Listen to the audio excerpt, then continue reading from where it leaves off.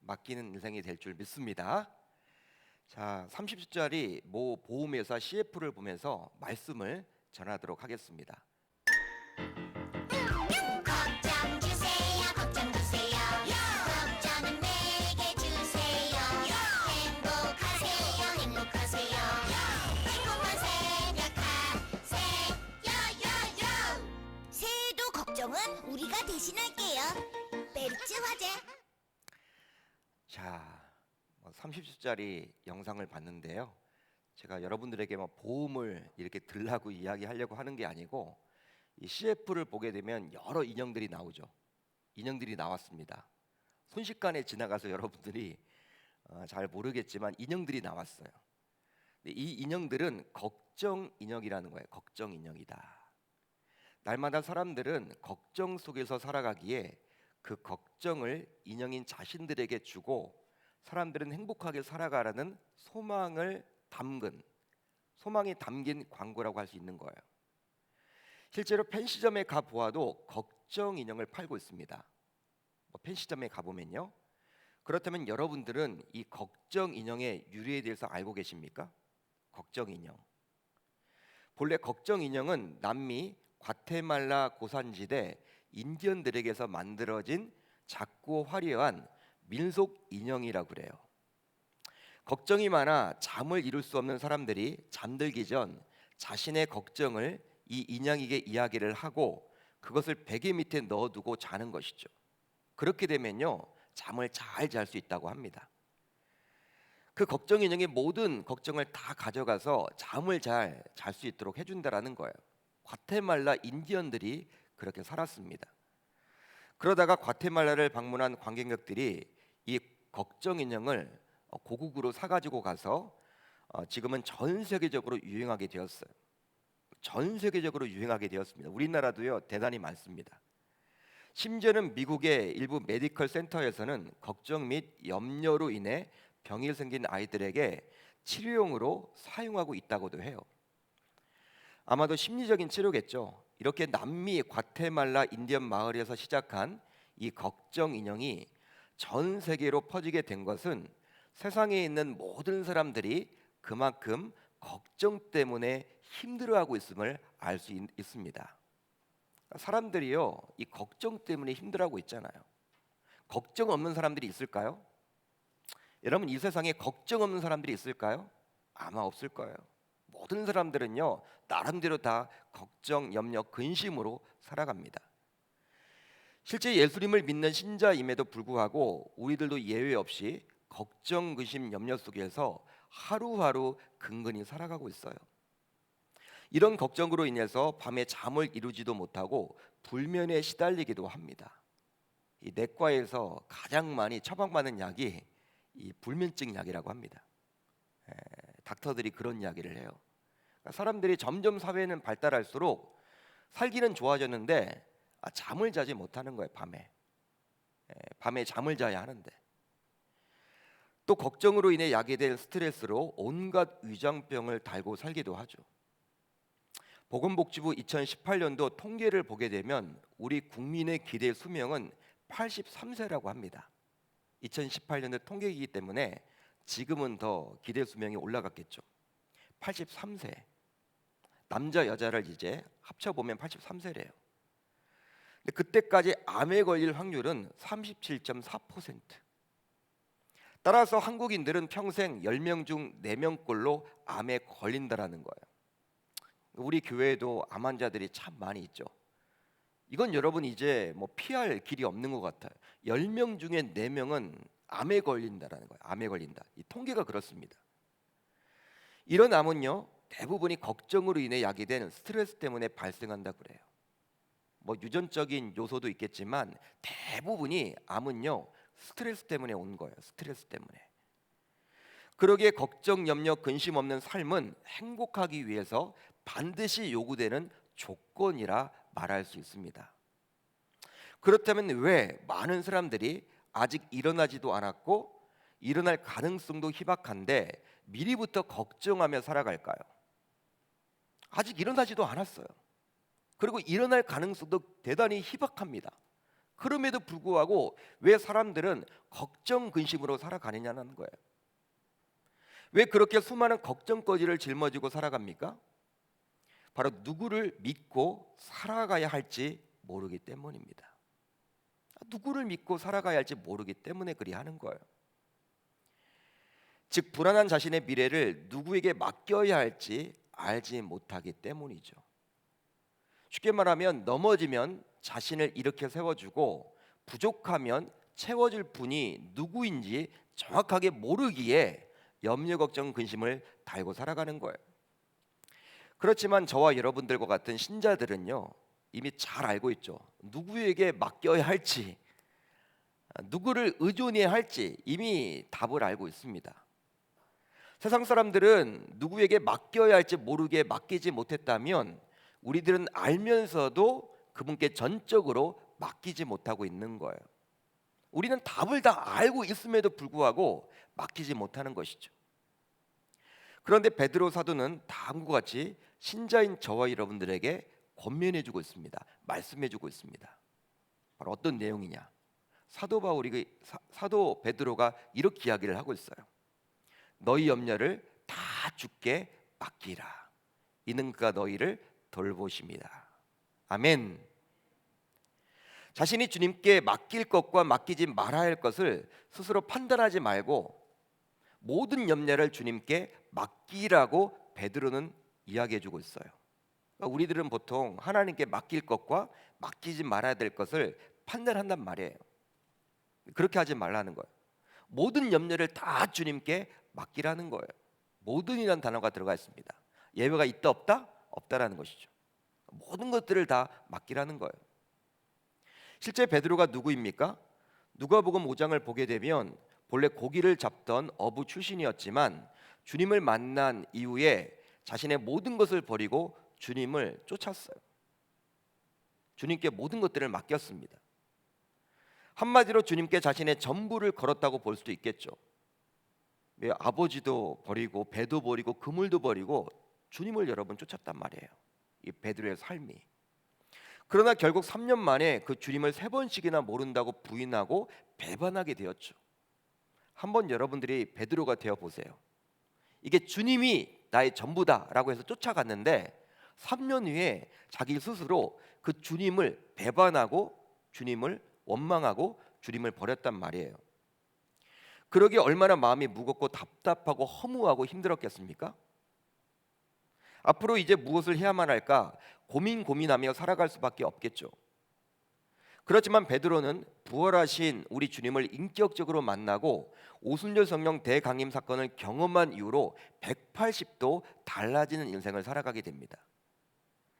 3년 동안 예수의 수제자로서 살았던 시절에는 여러 걱정, 근심 이렇게 하면서 지내갔는데 오순절 성령을 경험한 이후로는 완전히 달라져서 오히려 핍박과 박해를 받고 있는 하나님의 백성들에게 모든 염려를 주께 맡기라고 권면까지 하게 되었어요. 베드로도요 예수님을 쫓아서 살았죠. 3년 동안 공생애 사역할 때 수제자로서 예수님 지근거리에서 도왔습니다. 그러나 베드로는요 그때도 걱정이 있었어요. 염려가 있었어요. 주님을 쫓아가면서도 염려 속에서 하루하루를 보냈단 말이에요. 주님을 제대로 알지 못했기 때문에 이 주님의 그러한 신분, 이 존재가 어떤 것들인지 알지 못했기 때문에 항상 딴 얘기를 했죠. 주님은 이제 죽음을 준비하는데도 불구하고 죽지 말라고. 주님은 죽으시면 안 된다라고. 왜 주님이 십자가에 달리시냐고. 그러니까 이 땅을 구원할 그냥 정치적인 지도자 정도로 보았던 것이 바로 베드로였습니다. 그러다 보니까 우리 주님께서는 자꾸 죽음 이야기를 하는데 이 죽음 이야기를 할 때마다 걱정이 되는 거예요. 염려가 되는 거예요. 그렇지만 오순절 성령을 경험한 이후로 완전히 달라져서 이제 그의 인생은요 걱정 없는 인생이 되었다라는 거예요. 오히려 백성들에게 모든 염려를 주께 맡기라고 권면까지 하게 되었습니다. 그리고 심지어는 자신도 로마의 핍박을 당해 순교를 당하기까지 하게 되었죠. 그렇다면 전적으로 주님께 모든 것을 맡기기 위해서는 무엇이 요구될까요? 무엇이 필요할까요?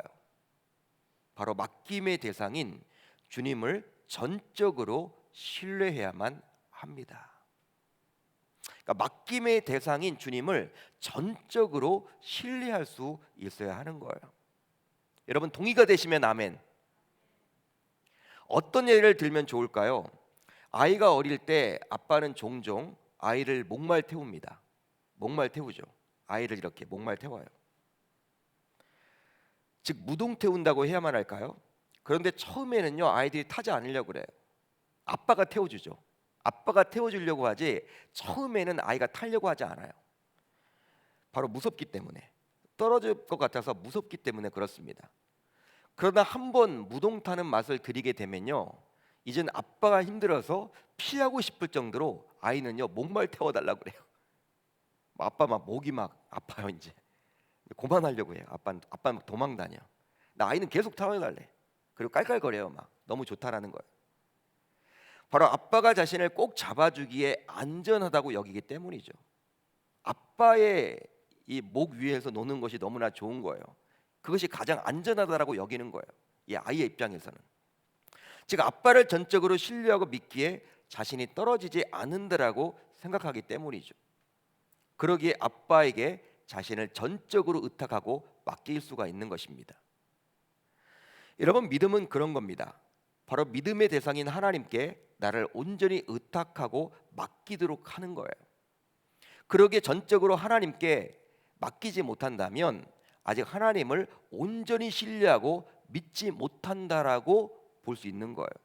그러니까 자신이 믿음이 있다고 이야기한다면요 하나님께 맡길 수 있어야 하는 것이죠. 믿음이 있다고 이야기를 하면서도 나는 믿음이 있어, 나는 구원받았어 이렇게 말을 하면서도 하나님께 온전히 맡기지 못한다면 그 믿음을 의심해 봐야 하는 거예요. 진짜 온전한 믿음인지. 왜 아브라함을 믿음의 사람이라고 할까요? 우리가 성경 곳곳을 보게 되면 아브라함은 믿음의 사람으로 그려주고 있잖아요. 히브리서 11장을 보아도 이 믿음의 장에도 당당히 이름이 올라와 있잖아요. 왜 그럴까요? 실제 아브라함 하면 떠오르는 단어가 바로 믿음인데요. 바로 믿음의 대상인 하나님께 전적으로 자신의 삶을 맡겼기 때문입니다. 창세기 12장을 보게 되면 아브라함은 보여준 땅이 아니라 보여줄 땅으로 가라는 하나님의 말씀에 순종을 해요. 여러분 보여준 땅과 보여줄 땅은 달라요. 보여준 땅은요 이미 아브라함이 육안으로 본 땅이에요. 자신이 경험해 본 땅이에요. 자신이 가본 땅이에요. 그렇기 때문에 갈 수 있습니다. 그렇지만 보여줄 땅은요 미래 보지도 않았어요. 예측 불가해요. 그런데 하나님을 신뢰하기 때문에 갈 수 있는 거예요. 그 차이가 큰 거죠. 이것은 순종을 넘어서 전적으로 자신의 모든 삶을 하나님께 의탁하는 것이고 맡기는 것이라 볼 수도 있는 것이죠. 순종 이상인 거예요. 순종 이상인 거. 여러분 순종 이상이라는 거예요. 아브라함이 자신의 전부를 다 맡기는 것이죠. 보여줄 땅에 어떻게 갈 수 있단 말이에요. 자신의 전부를 어떻게 다 걸 수 있습니까? 왜냐하면 하나님께 자신의 미래, 즉 전부를 걸었기 때문에 이 아브라함은 가능했던 것이죠. 그러기에 아브라함의 믿음이 대단하다고 여길 수 있습니다.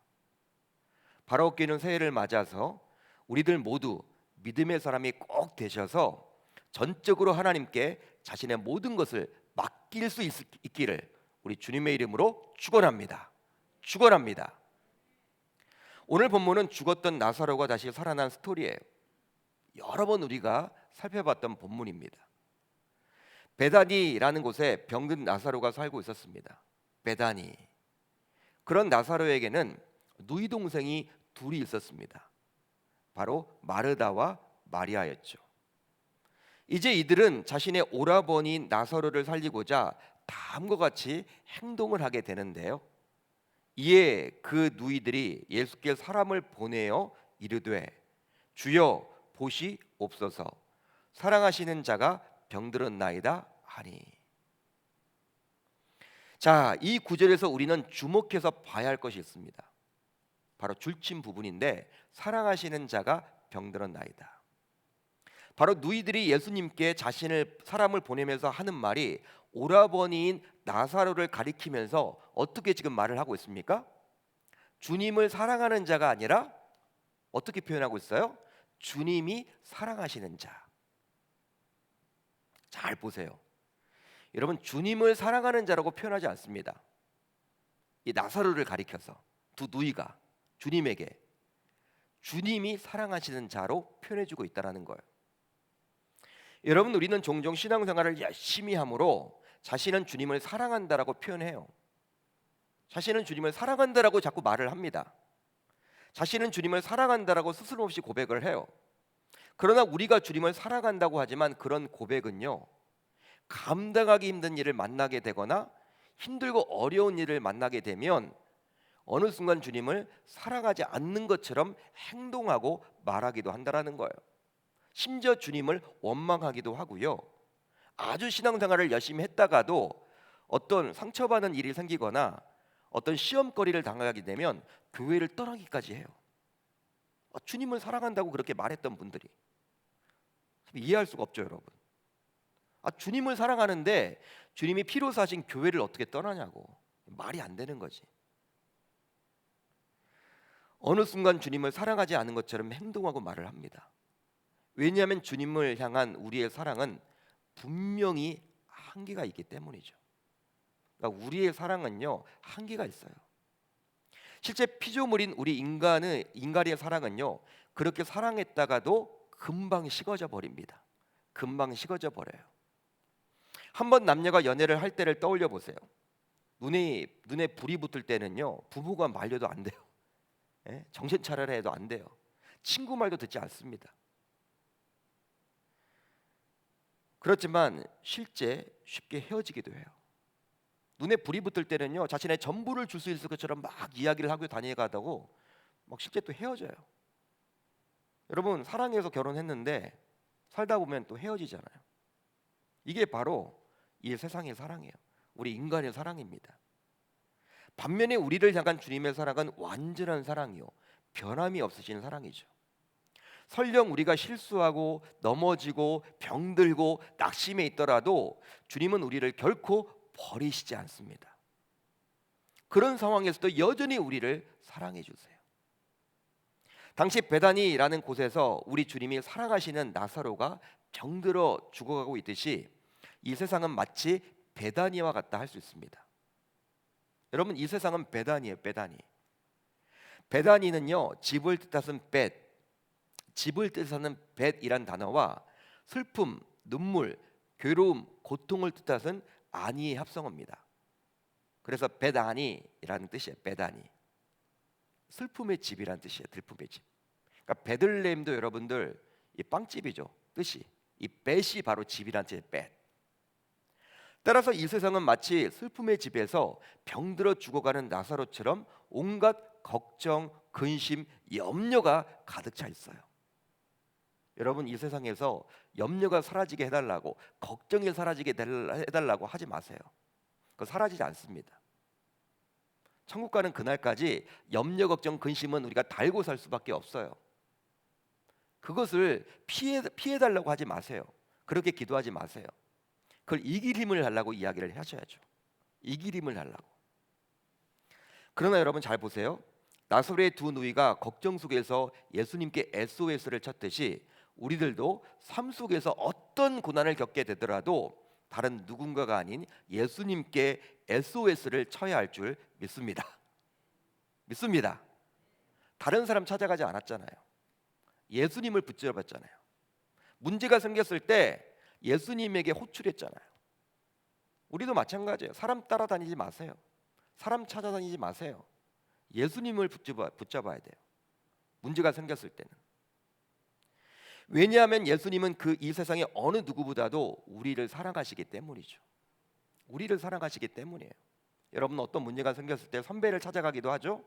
조언을 구할 수는 있습니다. 그렇지만 그 선배도 어떨 때는요, 라이벌이 됩니다. 예? 나한테 잘하는 척하지만 어떨 때는요, 그 선배가 나중에는요, 라이벌이 될 수도 있어요. 사람은 그래요. 사람은. 예수님을 찾아가야 돼. 예수님은 언제든지 나를 사랑하시잖아요. 그리고 그분의 사랑은 변함이 없기 때문입니다. 이제 이런 두 누이의 호출을 받게 된 예수님은 즉시 반응을 보여야 할 텐데요. 전혀 그런 모습을 보이지 않아요. 이 두 누이가 자신의 오라버지가 죽게 되었으니 빨리 와달라고 했기 때문에 우리 주님이 누구보다도 사랑했던 이 나사로이기에 평소의 행동 같으면 다른 것들은 다 그냥 놔두고 예수님이 달려와야만 할 것 같아요. 근데 전혀 그런 모습을 보이지 않아요. 오히려 지체하고 있죠. 고의적으로 시간을 늦추고 있습니다. 11장 6절을 같이 봅니다. 시작. 나사로가 병들었다 함을 들으시고 그 계시던 곳에 이틀을 더 유하시고 나사로가 병들었담을 들었는데 그 계시던 곳에 이틀을 더 유하시고. 참 여러분 이해할 수 없어요. 예수님의 행동을 보게 되면. 그러니까 우리가 여러분 기도할 때에도 나는 너무 급한데 지금 당장 돈이 필요하고 지금 당장 대학에 입학해야 되고 지금 당장 이 문제를 해결해야 되는데 기도했는데 안 주셔. 응답이 없어. 그것과 여러분 비슷한 거예요. 여러분 이런 예수님의 모습을 보면 너무 이상하지 않습니까? 나사로는 바로 예수님께서 사랑하시는 자라고 표현을 하고 있어요.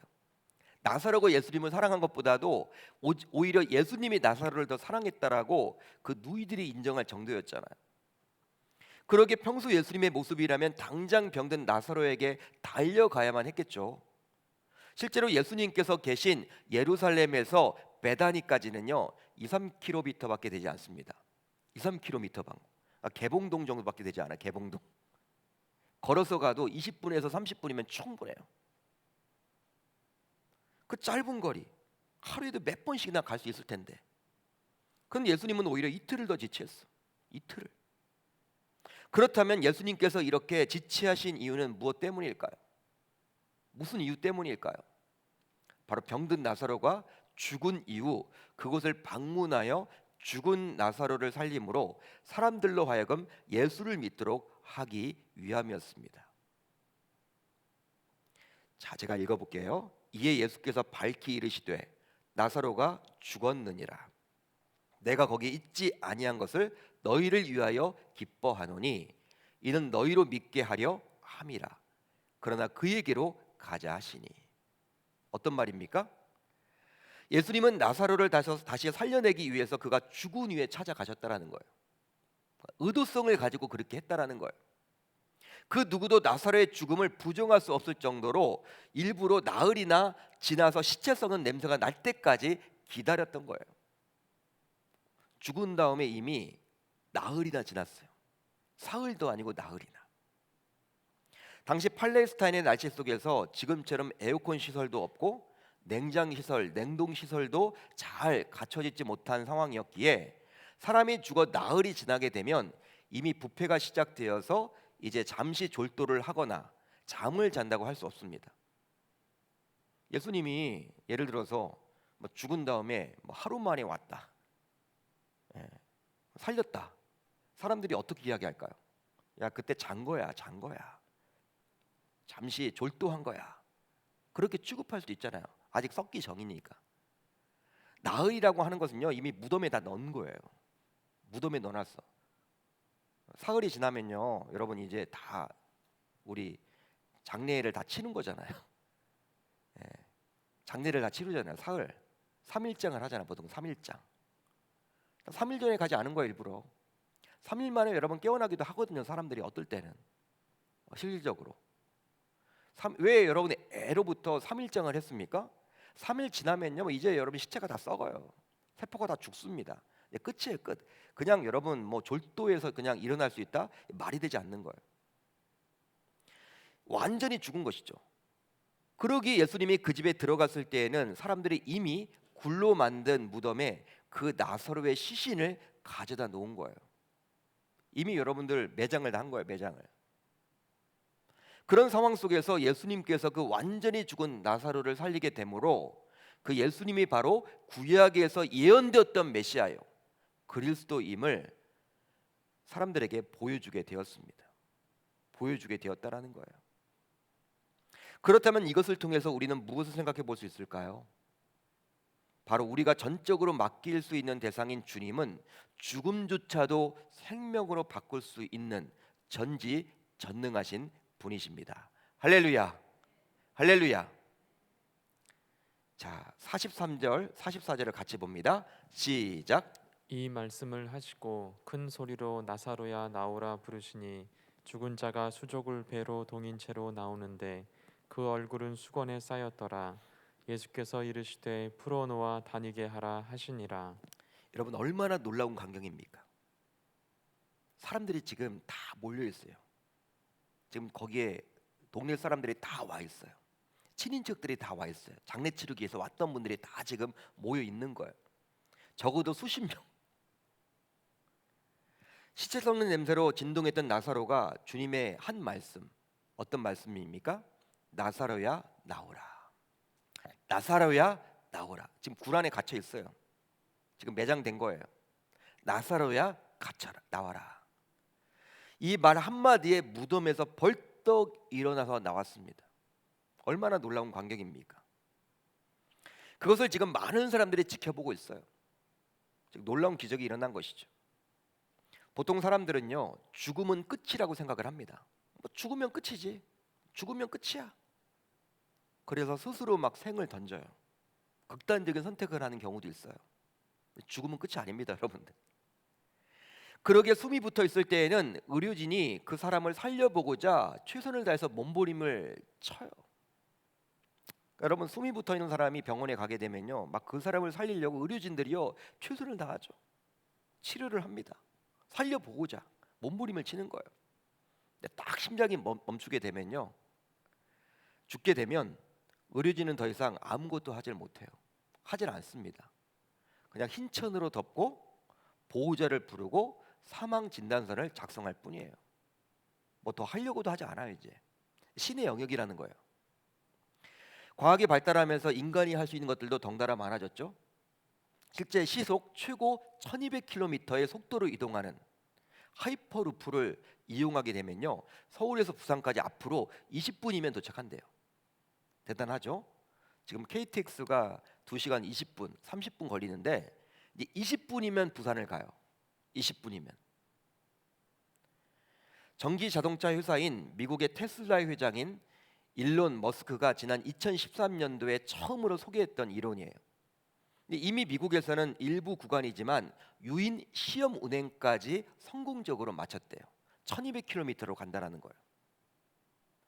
이 하이퍼루프가 상용화되면 보잉 787 항공기보다도 더 속도가 빨라서 지구상에서 존재하는 가장 빠른 이동수단이 된다고 합니다. 이렇듯 문명의 진보는 대단할 수 있겠죠. 대단해요. 막 탐사도, 화성 탐사, 달 탐사는 이제 뭐 자주 하는 것 같고 화성 탐사까지 가는 시대잖아요. 그렇지만 죽음의 문제는 피조물인 우리 인간으로서는 어찌할 수가 없습니다. 이 죽음. 그런데 그런 죽음조차도 생명으로 바꿀 수 있는 우리 주님이기에 그 주님께 나의 모든 걱정, 근심, 염려, 미래 전반을 맡길 수 있게 되는 것이죠. 따라서 우리는 더 이상 염려, 걱정, 근심할 필요가 없는 거예요. 바로 만물의 근원이신 예수 그리스도께 모든 것을 맡기면 되기 때문입니다. 이제 말씀을 정리하겠습니다. 성경 곳곳을 보게 되면 신자인 우리들은 여호와 하나님께 맡기라고 말해주고 있어요. 맡기라, 맡기라. 제가 대표적인 몇 구절만 소개하겠습니다. 시편 37편 5절. 내 길을 여호와께 맡기라. 그를 의지하면 그가 이루시고. 아멘. 명령형이에요. 맡기라. 시편 55편 22절. 내 짐을 여호와께 맡기라. 그가 너를 붙드시고 의인의 요동함을 영원히 허락하지 아니하시리로다. 맡기라는 거예요. 여러분, 우리가 믿는 기독교는 맡김의 종교라고 말할 수 있습니다. 맡김의 종교다. 세상 종교는 자신이 열심히 뭔가를 해서 신에게 다가갈 수 있다면, 우리 기독교는 신앙의 대상인 주님께 자신의 모든 것을 맡기는 것이죠. 맡기는 거예요. 저와 여러분들의 모든 것을 주님께 맡김으로 그 주님께서 저와 여러분들의 모든 삶을 책임져 주심을 이 시간 꼭 기억할 수 있기를 바랍니다. 우리가 맡길 때 우리 주님께서 우리를 책임져 주신다라는 거예요. 우리가 맡기지 못하면 우리 주님은 지켜보고 계세요. 그냥 빨리 맡기기를 원한다라는 거예요. 여러분, 새해에는 진짜 모든 것을 주님께 한번 맡겨보세요. 진짜 맡겨보세요. 한번 여러분들이 자녀의 앞날조차도 맡겨보세요. 건강조차도 맡겨보세요. 관계 어려움조차도 맡겨보세요. 물질조차도 맡겨보세요. 사업조차도 맡겨보세요. 직장조차도 맡겨보세요. 학교조차도 맡겨보세요. 심지어 교회조차도 주님께 맡김으로 우리 주님께서 어떻게 이끌어 가실지 기대하는 저와 여러분들이 다 되시기를 우리 주님의 이름으로 축원합니다. 축원합니다. 내가 맡길 때 주님은 일하십니다. 주님은 책임져 주십니다. 내가 맡기지 못한다, 나의 믿음 없음을 하나님께 회개하세요. 진짜 믿는다면 아이들 무동 태울 때 그 아이가 아빠를 믿듯이 그렇게 믿음을 가지셔야 돼요. 그렇기 때문에 우리 주님께서도 어린 아이와 같지 않으면 천국에 갈 수 없다라고 이야기했잖아. 그 어린 아이의 믿음, 신앙생활을 오래오래 하고 직분이 점점 쌓이고 이렇게 교회 생활을 오래 하면 할수록 이게 여러분 더 신앙이 어린 아이처럼 돼야 하는데, 신앙이 그렇게 되지 못하고 해왔던 방식대로 세상에서 여러분 오래오래 또 살다 보니까 세상의 가치관대로, 교회에서 그러한 신앙생활 따로, 밖에 나가서 그러한 삶 따로, 그렇게 여러분 살다 보면요 미지근한 신앙생활 맡기지 못합니다. 진짜 하나님께 한번 맡겨보세요. 그 하나님은요 죽음을 생명으로 바꾸신 분이에요. 죽음을 이겨내신 분이에요. 어느 누구도 이 세상에서 이 죽음의 문제를 해결하지 못했지만 오늘 말씀에 나와 있듯이 시체 썩는 냄새가 펄펄 나는 그 나사로를 말 한마디로, 입술의 권세로 천지를 창조하셨던 그 하나님께서 말씀 하나로 창조하셨던 그분이 나사로야 나와라 했을 때 그 나사로가 벌떡 일어나서 나왔던 그런 역사가 나타났던 그 하나님이 우리들에게 지금 저와 여러분들에게 이야기하십니다. 맡기라고. 그분이 맡기라고 이야기를 하면 우리는 순종하면 되는 거예요. 저와 여러분들 맡길 수 있기를 주님의 이름으로 축원합니다.